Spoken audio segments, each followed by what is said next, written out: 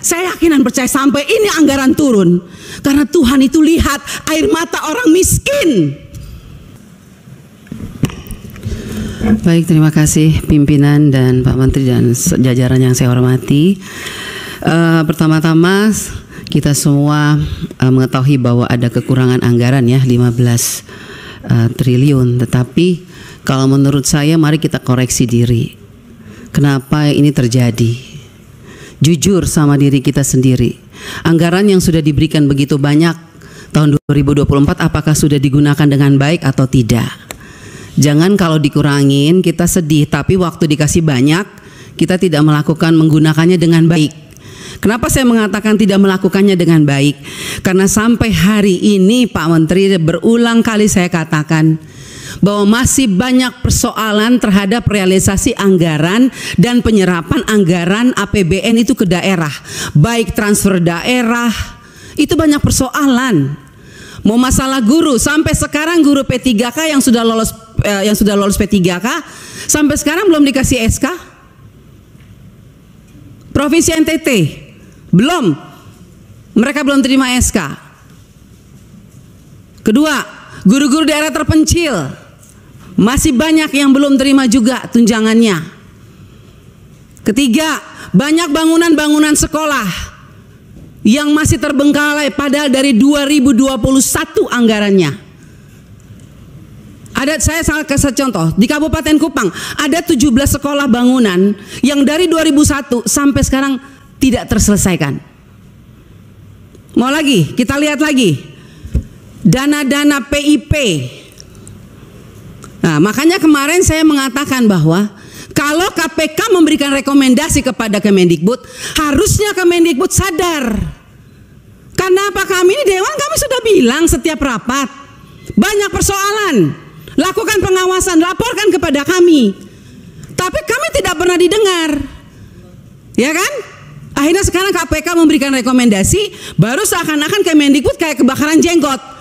Bahkan kami anggota pemangku kepentingan mau diatur sama Kemendikbud untuk melakukan verifikasi oleh dinas. Loh, Anda sebagai kementerian mau nggak dilakukan verifikasi sama dinas? Jangan suruh dinas, jangan suruh apa yang kita usulkan harus dilakukan verifikasi oleh dinas. Kita ini lembaga tinggi negara, wakil rakyat. Kita yang menentukan anggaran di Indonesia ini. Bagaimana kepala dinas bisa memverifikasi data yang kita berikan? Anda sebagai kepala kementerian mau nggak diverifikasi sama dinas? Bapak Ibu ini kan orang-orang pintar setahunya saya di Kemendikbud, orang-orang berpendidikan. Kok bisa salah mengambil kebijakan? Anda mengeluarkan Perseksjen yang dimana poin nomor 3 dikatakan bahwa data yang direkomendasikan sebagaimana dimaksud pada huruf B diverifikasi oleh dinas pendidikan. Loh, kita ini pemangku kepentingan usulkan itu dari Dapodik sekolah.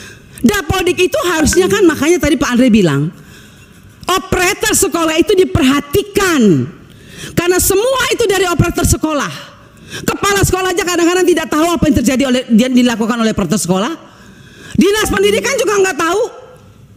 Nah, kementerian juga. Jadi kalau mau lakukan verifikasi, harusnya kementerian melakukan verifikasi terhadap dinas, dinas lakukan verifikasi terhadap kepala sekolah, hasil verifikasi itu baru diberikan kepada kami.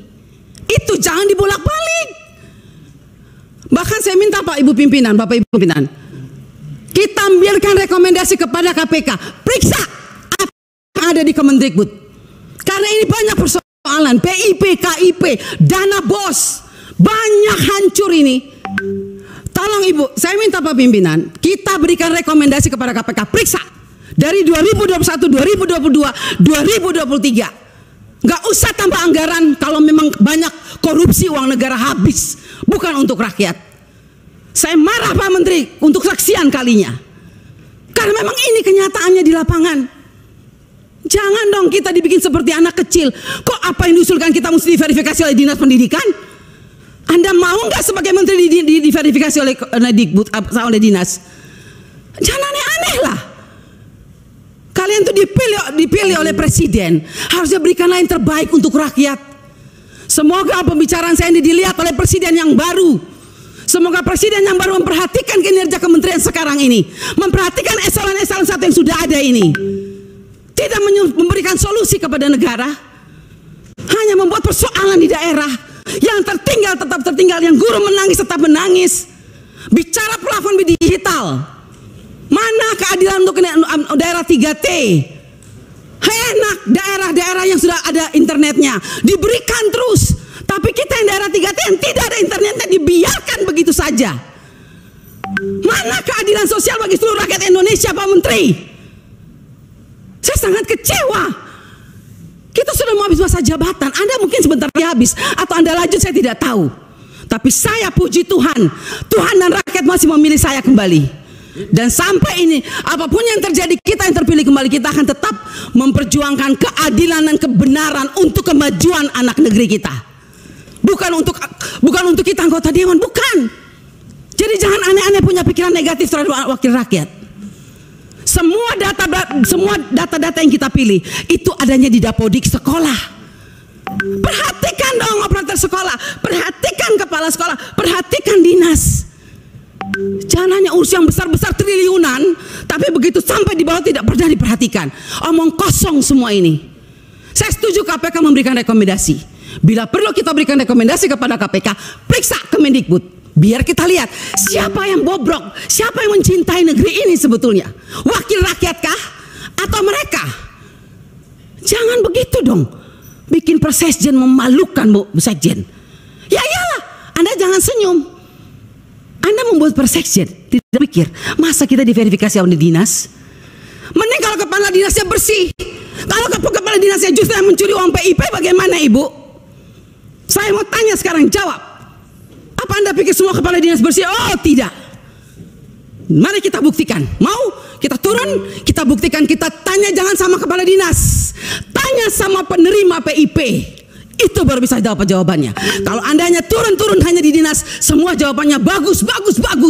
Tapi coba turun ke rakyat, turun ke penerima orang tua. Kalau nggak lihat itu orang tua punya air mata.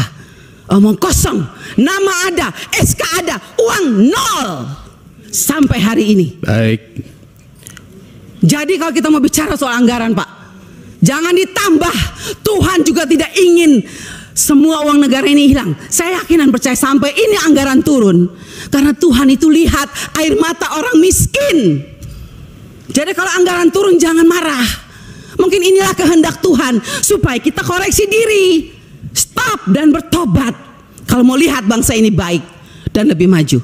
Terima kasih pimpinan. Baik, terima kasih.